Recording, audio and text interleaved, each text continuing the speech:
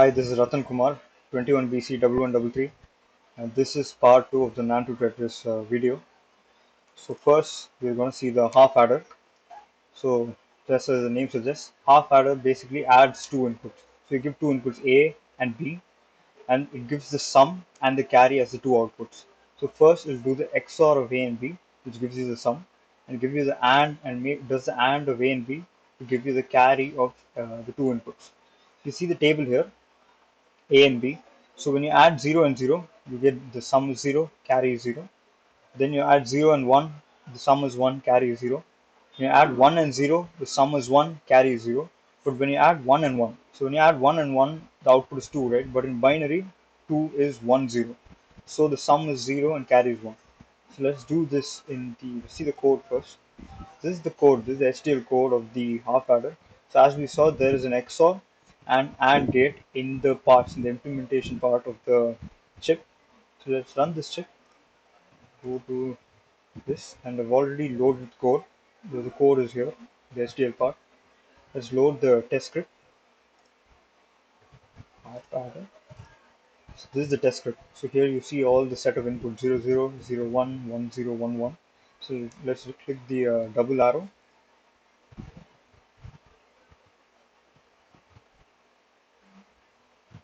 So it's done executing. Let's see the output. You see the output, you see the sum is 0 when both inputs are 0. When one input is 1, the sum is 1, carry 0. 1, 0, then sum is 1, carry 0. Both are 1, the sum is 0 and carries 1. Let's compare it with the compare file, and it is the same. There's nothing changed. So our output is right. Okay. Let's go to the next full adder. So in half adder, there are two inputs, right? A, B, and gives you two outputs, sum and carry. Similarly, in full adder, you give three inputs. So you give three inputs and the same output, sum, and carry received. So what it does is basically first it uses two XOR gates, one XOR and the second XOR. First it takes two inputs A, B, goes through the XOR, and the output is given as the second input to the second XOR with the third input. That gives you the sum. And the carry uses two ANDs, and the output of both the ANDs, the OR of that, is the carry of the three inputs. Okay, so as you see, you're giving three inputs 0, 0, 0. So because three inputs are 2 power 3, 8 possible combinations. So 0, 0, 0 means the sum is 0, carry 0. 0, 0, 1, sum is 1, carry 0. Similarly, if you see 1, 1, 1, the sum is 3, right? So you see in binary 3 is 1, 1. So the sum is 1 and carry is 1, right? So let's see the code of this. As we saw here, there are two XOR gates and two AND gates and one OR gate. Similarly, in the code, in the implementation, we can see two half adder and OR, because basically a full adder is a combination of two half adders, as we can see, one XOR, one AND, one XOR, one AND, right? So two half adders, you do the OR of the outputs, you get the full adder. So let's run that. Go to the chip, let's load the chip, full adder, and load the test script. This is the set of inputs. You can see 0, 0, 0, and then 1, 1, 0. So the you can see three inputs here, but in half adder there are only two inputs, right? Let's run this. It's executing.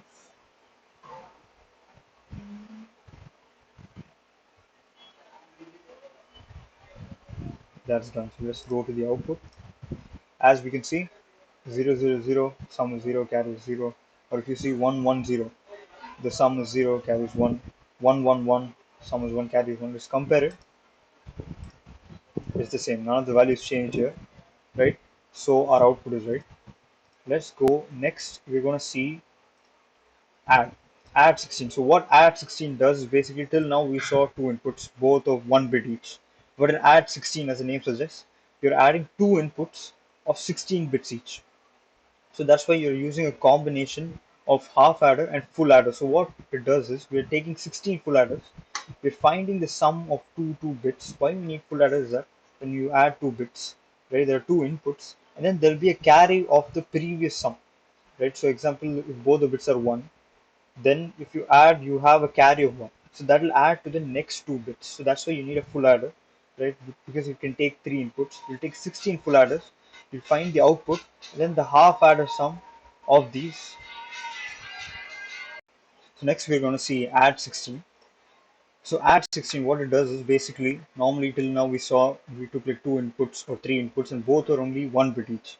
So in this add 16, as the name suggests, we are taking two inputs of 16 bit each. Okay, and we're finding the output. We're finding the sum of that of 16 bits. So here we're taking 16 full adders. Why is because when we add two bits, there's a possibility of a carry, and that carry needs to be added to the sum of the next two bits, right? So you need a sum of three bits. So that's why you're taking a full adder because it's capable of finding the sum of three bits. You're taking 16 full adders and one half adder, where you're adding the output at the end to find the overall sum. Let's load the chip. Add 16. So this is the code. Let's load the test script. So let's run the code. It's executing right there. That's done. So let's see the output.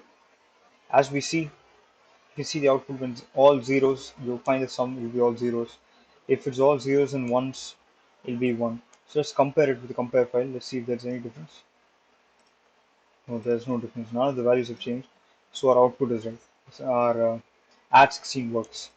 Next, we'll see increment 16. So increment 16, as the name suggests, you're giving a 16-bit input and it adds one arithmetic addition to the given input, and that'll be your output. That's it. So there are no two inputs, there's only one input and one output. So let's load the chip, increment 16, and let's load the test script, increment 16. So here you see there's only one input, one 16-bit input. In the previous example in add 16, we saw two 16-bit inputs, right? So let's run this code.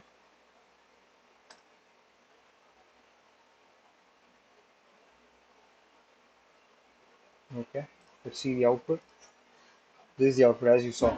So when it's all zeros, it adds just one at the end, right? So it's incrementing by one. If you see here, if it's all ones, when you add one, there'll be a carry of one, and that carry will carry over to all the bits, and all of them will become zero. So let's compare it. None of the values have changed, right? It's the same. So our increment 16 works. Let's go to the preview next. We'll be seeing ALU. So this is more complex. Here you'll be giving, this is ALU, stands for arithmetic and logical unit. So basically, this does multiple operations, right? Arithmetic operations like addition, multiplication, things like that. And then you have logical operations like AND, OR, and things like that. So in this, you're giving two inputs, X, Y, right? And then here on top, these bits determine the function of the ALU, determines which process is going to do, right? X is equal to 1, then it sets X is equal to 0, irrespective of the value of X. Similarly, when nx is equal to 1, it gives the not of x. When zy is equal to 1, it sets y is equal to 0. If ny is equal to 1, it gives the not of y. And there are multiple operations for the given bits, right? So the output will input will be the same. Only the value of these variables determine the function of this ALU. So let's go to the code. So this is the HDL code for the ALU chip. So you see here we're using a mux 16, not 16, and 16, and a or 16 way. Or 16, just like and 16. It does the same thing, two 16 bits, it gives you the or of them, right? So let's run this code. We have ALU.HDL. The same HDL code is there, and let's load the test script. Test script. And let's run this.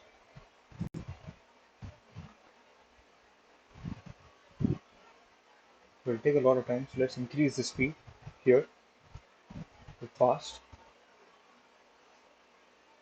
Yeah, so the output is done. Let's view the output, and this is the output. So you see you're giving two inputs x and y of 16-bit each, and you're giving these 1-bit zx, nx, zy, ny, f, and no variables, which determine the function of the ALU chip. Right. So let's compare this with our compare file. You see the values are the same, right? None of the values change. So our code runs.